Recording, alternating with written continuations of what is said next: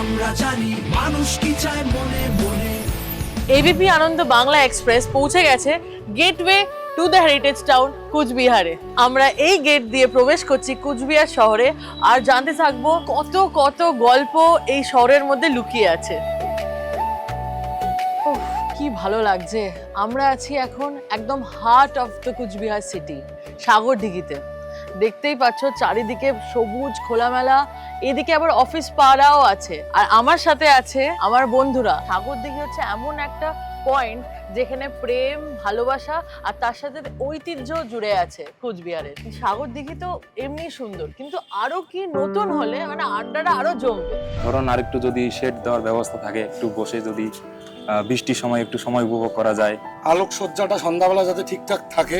আমার মতে একটু এই গাড়ি ঘোড়াগুলোকে একটু আটকে দেওয়া উচিত, তাহলে একটু লেস ক্রাউডেড হবে, পিসফুল হবে ব্যাপারটা আরো বেশি। বেটার করার প্রচেষ্টা সর্বদাই প্রশাসনের রয়েছে, কিন্তু আমার মনে হয় যে প্রশাসনের পাশাপাশি আমাদের মানুষের সচেতন হলে শহরটা আরো সুন্দর, পরিষ্কার পরিচ্ছন্ন এবং পুরনো হেরিটেজ স্বীকৃতিকে ফিরিয়ে পাবে। স্পোর্টস রিলেটেড আছে সবকিছু, কিন্তু এখান থেকেও বাইরে খুব একটা যায় না।